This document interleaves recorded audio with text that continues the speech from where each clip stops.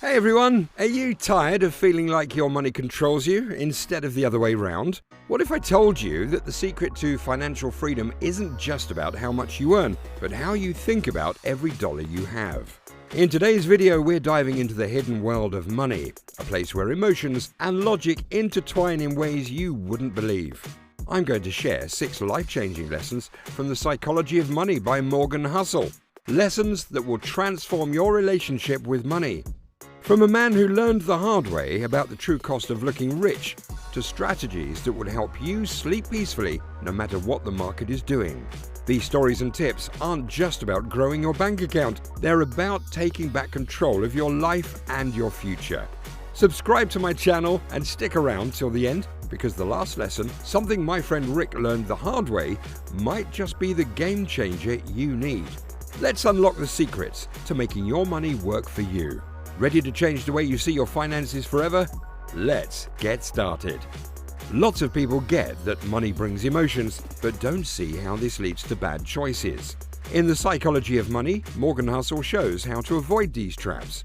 I'll reveal the 6 big lessons I learned to help you handle your feelings about money. Let's jump in. Lesson 1. The real deal in riches isn't what you see. Morgan tells us about a guy with a flashy Porsche who soon had to switch back to an old car. He was in deep debt for the Porsche and had to sell it when money was tight. He wanted to look rich, not be rich. We often think fancy cars mean someone is wealthy, but really, they've just spent a lot of money, maybe under $200,000 is all they have to spend. If they'd saved that and driven a simpler car, they'd be richer by $200,000. True wealth is having money to use, not just for showing off. Fancy cars and nice things are cool if you really can afford them, but if you're just trying to look rich, you're on a quick path to losing money. Lesson 2. Money is freedom. You've heard money can't buy happiness? Maybe, but it does buy something priceless. The freedom to choose how we spend our time. It's not about how much we make or job titles. The real joy is in doing what we want, when we want, with our favorite people. And that kind of joy comes from having enough wealth. But there's more to money. It also gives us choices. If you live paycheck to paycheck, you can't afford to be sick for a few days without worrying. If you don't have savings, finding a new job can be rushed, often ending up in a job you dislike. If you have savings for half a year, you don't fear your boss and can take time to find something better. And with more savings, you might choose a job that pays less but gives you flexible hours. So having savings means having more and better choices, and that means more control over your life. Lesson 3. Being smart is good, but feeling good is better. This is the most important lesson. When choosing how to handle our money, we often look for the best plan. But what we really need is what makes us feel calm. Take my friend Ken. He had $5,000 to invest. It was a big deal for him, but he was okay with taking a chance. The market was going up, so he decided it was time to invest. He had 2 options. Put all the money in at once or invest $500 each month for 10 months. He chose to go all in, thinking he'd make more money faster. But soon, the market crashed. Ken was so stressed he couldn't even look at his investments. He ended up losing half his money. Years later, Ken tried again, this time investing bit by bit. When the market fell again, he wasn't worried. He kept investing, feeling like he was winning either way. He wasn't making the most money possible, but he was happy and stress-free. Investments always have a hidden cost, not in dollars, but in worries like fear or stress. We often don't see this until we're in the thick of it. Instead of seeing it as a bad thing, think of it as part of the deal.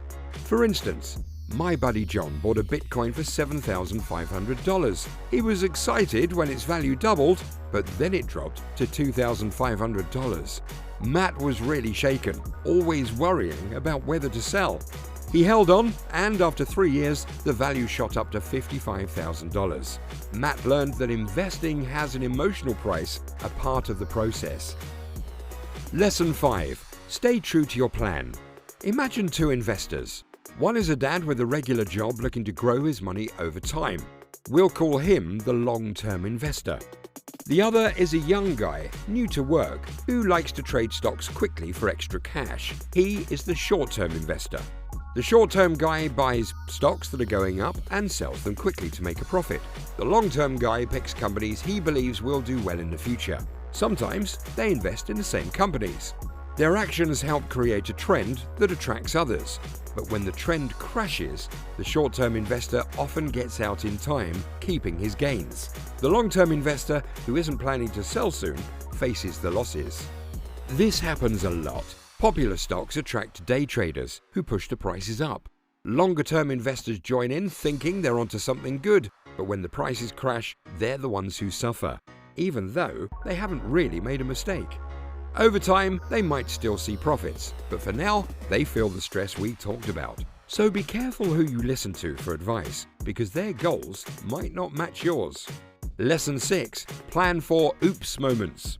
My friend Ranch was always loose with his money. He'd blow his whole paycheck on trips and fun, never saving a dime. When Bitcoin started booming, he put $1,000 into it. After a while, Bitcoin's value jumped 5 times. I asked Ranch about it, thinking he must be rolling in cash, but he had sold it for half what it was worth to buy a bike. Ranch could have had way more money if he'd had some savings. He had to sell at the worst time. Life throws curveballs, so always plan with extra care. Think a 6-month safety fund is good, why not go for 9 months, just in case? Saving for something big, like a house? Add 20% more to your savings. Prices can jump up, and having a little extra is a lifesaver. Always have a backup plan to keep stress at bay. As we covered the 6 game-changing lesson from the psychology of money, it's clear that handling our money is also about handling our feelings. How do we use these lessons daily? Let's explore with some real stories, tips, and a bit of fun. Remember Ranch from Lesson 6? He's not the only one learning about money the hard way. I've talked to many who've been there, like Sarah, who got the hang of Lesson 2 about money and freedom. She saved a lot, which let her take a break and travel the world. Her dream come true. Her story shows the real power of financial freedom. It shows how steady investing, like in Lesson 3, can lead to big growth over time, even with ups and downs in the market. Have you ever found that being sensible with your money worked better than just being logical? Share your story in the comments. Here are some easy tips. First, track your spending. You'd be amazed at how little things add up. Second, set clear money goals, like saving for a vacation, retirement, or an emergency fund. To wrap up, real wealth is often hidden. Freedom is the best thing money can buy, and smart investing means fewer sleepless nights. If you liked these tips, hit like and subscribe for more. Share this video with someone who could use this advice, and let's chat in the comments. And if you ever feel down about a money mistake, just think of Ranch and his bike. We all slip up. With all the changes in the market these days, it's super important to stay sharp and make wise money choices. We'll keep digging into these topics in future videos, so please stay tuned. Thanks for watching, and remember, your path to smarter investing and peace of mind starts with one step. See you in the next video. Here's to your investing success. Profitable investing.